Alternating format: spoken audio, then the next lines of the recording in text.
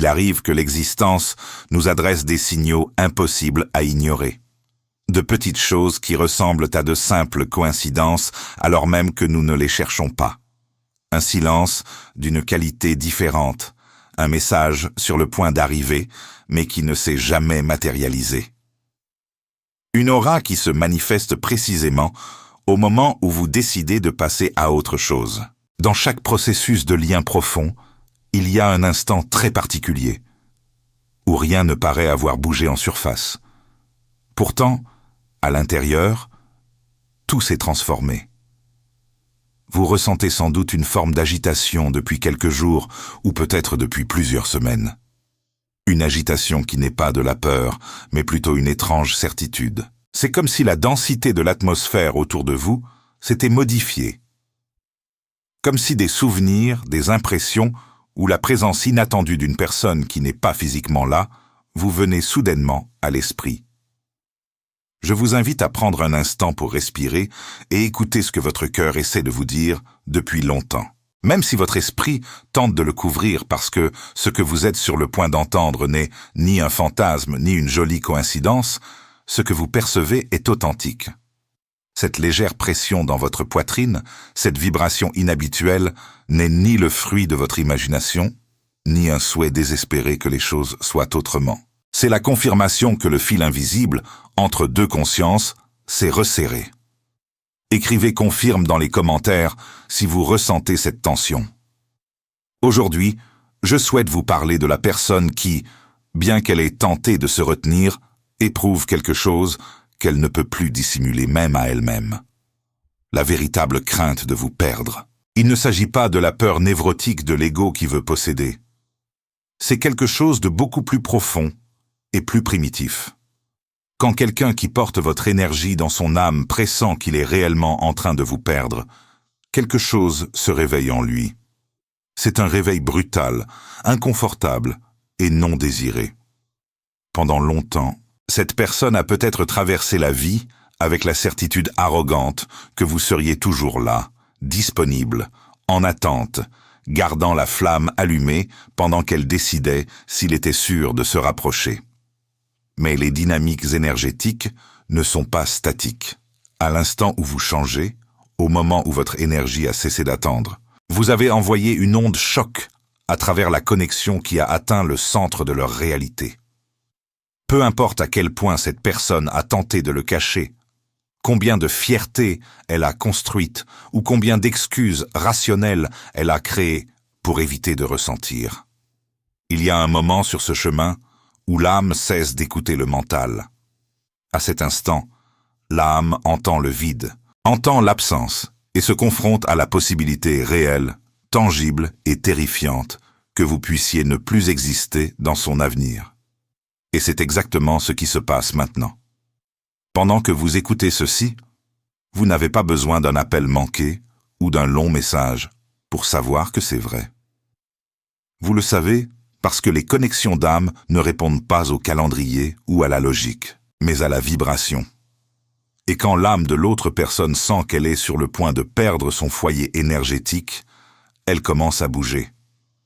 Ce que vous allez apprendre aujourd'hui vous aidera à comprendre pourquoi ce changement se produit en ce moment précis et pourquoi il vous touche si profondément.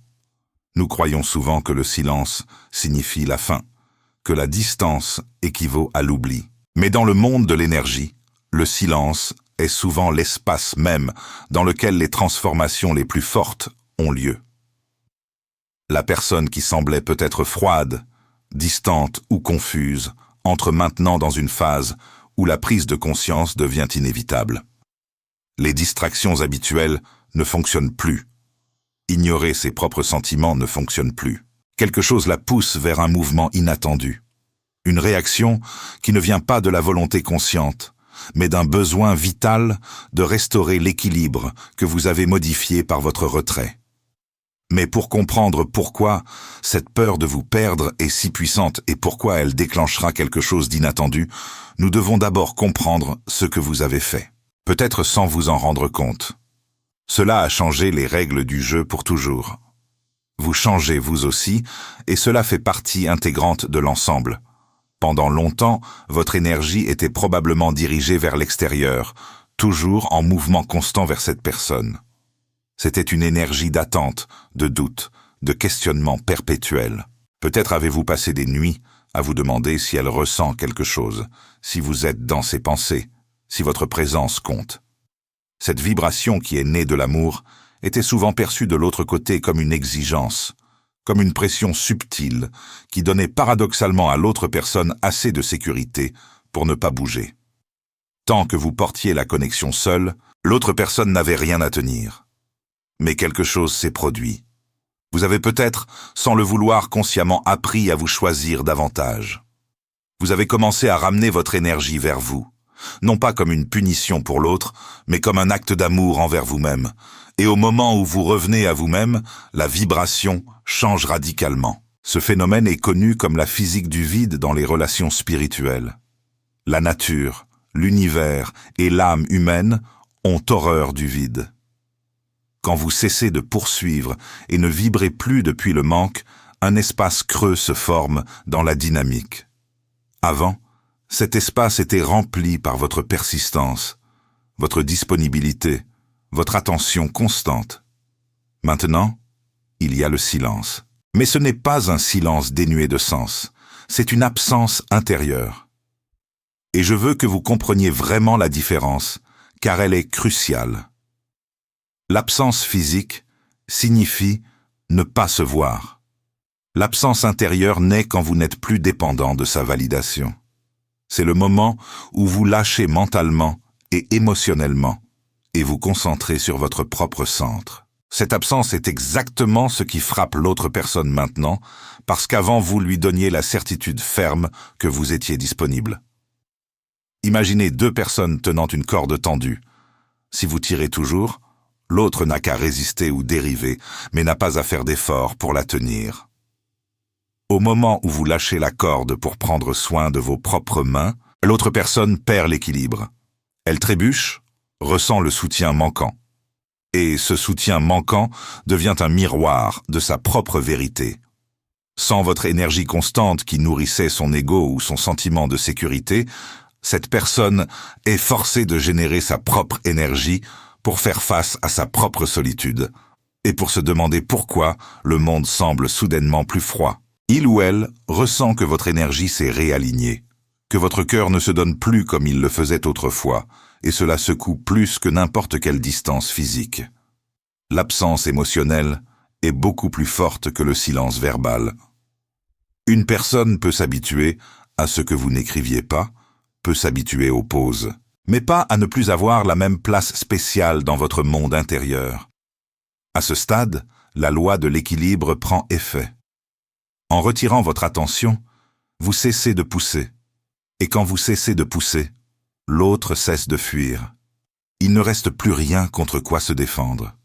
Et quand le mur protecteur tombe, il ou elle est confronté à ses propres sentiments. C'est comme si la vie disait maintenant.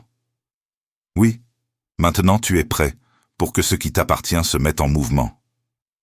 Mais ce mouvement naît de l'inconfort. Le vide que vous avez laissé derrière vous demande à être rempli. Et puisque vous n'êtes plus disposé à le remplir avec des miettes ou un effort unilatéral, il ne reste qu'une seule personne pour le remplir, lui ou elle. C'est pourquoi vous ressentez cette agitation maintenant. C'est pourquoi vous sentez que son énergie vous cherche. Même s'il ne dit rien à l'intérieur, il est perturbé. Il regarde des choses qu'il ignorait auparavant. Pense à ce qu'il considérait comme acquis. Votre retrait énergétique n'a pas coupé la connexion. Au contraire, il l'a débarrassé du bruit et a laissé cette personne seule, avec une vérité qu'elle évitait depuis longtemps. Et cette vérité, quand on la rencontre dans le silence, agit comme un miroir implacable qui montre non seulement vous, mais aussi ces parties d'eux-mêmes qu'ils cachaient dans l'obscurité. Écrivez reçu dans les commentaires si vous ressentez ces émotions soudaines, et la vie elle-même le confirme à travers ce que nous appelons les synchronicités. L'univers commence à agir comme un miroir de l'état intérieur de la connexion. Soudainement, son nom apparaît dans des endroits inattendus. Vous entendez une chanson avec une signification spéciale, exactement au moment où vous pensiez lâcher prise. Vous regardez l'horloge et voyez des nombres qui se répètent comme 1111 ou 222. De petits signes d'ordre cosmique vous montrant que vous êtes en résonance, que le processus est actif et que vous n'imaginez pas les choses. Même le monde des rêves devient un lieu de rencontre. Pendant la journée, l'ego de cette personne lutte pour maintenir le contrôle, construire des murs et rationaliser la distance. Mais dans le sommeil, l'ego s'éteint et l'âme devient libre. Il est très courant que dans cette phase, vous commenciez à rêver de lui ou d'elle avec une vivacité extraordinaire. Des rêves qui semblent plus réels que la réalité elle-même. Dans ces rencontres nocturnes, la communication est souvent claire et fluide. Il y a des étreintes, des excuses et des messages sans équivoque. Ce ne sont pas simplement des souhaits de votre esprit. Ce sont de vraies rencontres au niveau astral où tous les deux négocient déjà l'énergie de la réunion avant qu'elle ne se manifeste dans la vie physique. C'est comme si vos âmes se coordonnaient pendant que vos personnalités humaines travaillent encore à s'aligner. Tous ces signaux à la fois intérieurs et extérieurs n'ont qu'un seul but, vous préparer. Ils ne se produisent pas pour vous tourmenter avec le souvenir de quelqu'un qui n'est pas présent, mais pour vous faire prendre conscience que l'énergie accumulée atteint un point critique. La pression dans le système de vase communicant qui vous relie approche de son maximum. La résistance que cette personne a maintenue si longtemps est érodée par la force de ses propres sentiments et la vérité indéniable de la connexion. Mais, et c'est crucial pour que vous ne perdiez pas courage, à la fin, avant que ce barrage ne se brise et que l'eau puisse couler vers vous, vous observerez très probablement un dernier phénomène déroutant. Juste avant l'aube, la nuit est la plus sombre. Et juste avant qu'une personne ne se rende à l'amour, l'ego livre sa dernière bataille, la plus féroce et la plus trompeuse. Il est important de parler d'une phase qui est souvent la plus déroutante et douloureuse de tout le chemin. Un moment où la plupart des gens perdent la foi et s'en vont, exactement quand le miracle est sur le point de se produire. Il est très possible que malgré tous les signes intérieurs et les synchronicités, la réalité extérieure montre soudainement le contraire de ce que votre intuition vous dit clairement. Vous pourriez remarquer que cette personne se distance encore plus, devient soudainement plus froide, plus dédaigneuse ou plus dure. Peut-être qu'il bloque les canaux de communication, paraît excessivement heureux en public ou adopte une posture radicale d'indifférence. Comme si vous n'existiez plus pour lui. Ce comportement n'est en aucun cas un signe qu'il vous a oublié. Au contraire, c'est ce que nous appelons le pic de résistance de l'ego, la confirmation finale que sa structure intérieure s'effondre. Pour comprendre cela, nous devons considérer la nature de la résistance psychologique. Imaginez un élastique qui est étiré. Pour qu'il se casse vers l'avant avec force, il doit d'abord être tiré vers l'arrière à son maximum dans la direction opposée. Plus il est tiré vers l'arrière, plus fort et plus rapide sera son retour au centre. Ce que vous observez maintenant est cette tension finale. L'ego de cette personne, la partie du mental créée pour les protéger de la douleur et de la vulnérabilité, presse une menace mortelle. Il reconnaît qu'il perd la bataille contre ses propres sentiments. L'amour qu'il ressent pour vous et la peur de vous perdre sont devenus si forts qu'ils détruisent son illusion de contrôle. Face à cette reddition imminente, l'ego réagit avec une violence défensive. C'est le calme tendu avant la tempête, ou plutôt le dernier rugissement de la bête avant d'être domptée. Cette personne ne se bat pas contre vous, mais contre elle-même. Sa froideur extrême est un mécanisme de défense désespéré. Il essaie de se convaincre lui-même, et en même temps Vukei n'a pas besoin de vous. Parce qu'admettre qu'il a besoin de vous signifierait démolir toutes les justifications qu'il a utilisées pour rester à distance. Cela signifiera admettre qu'il avait tort, qu'il avait peur, et qu'il n'est pas aussi fort et indépendant qu'il prétendait l'être. Ce pic de résistance est votre épreuve. C'est le moment où la vie vous demande si vous faites plus confiance à ce que vos yeux physiques voient ou à ce que votre cœur ressent. Si vous réagissez désespérément à cette froideur, le poursuivez à nouveau ou exige des réponses, vous enlevez la pression du système et lui permettez de retourner dans sa zone de confort. Mais si vous restez centré, si vous comprenez que ce retrait abrupt n'est que le prélude à l'effondrement de ses défenses, alors vous permettez à la pression de faire son travail. Cette phase est paradoxale et trompeuse. Plus le silence extérieur est grand, plus le cri intérieur est fort. Cette personne vit dans une contradiction insupportable. Chaque cellule de son corps vous appelle, tandis que son mental rigide lui ordonne de rester à l'écart. C'est un état de guerre civile, intérieure.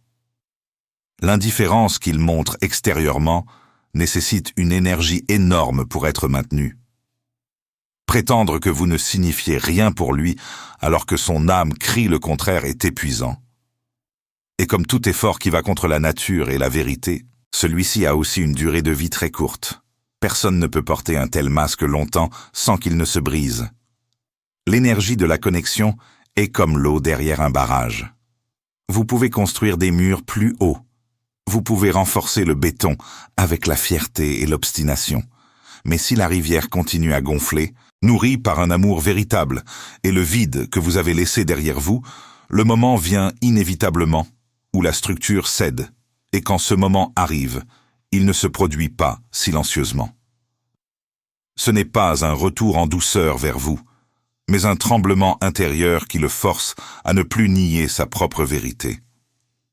La personne qui a opéré si longtemps avec des masques, des excuses et de la distance est soudainement submergée par une force plus grande que sa résistance.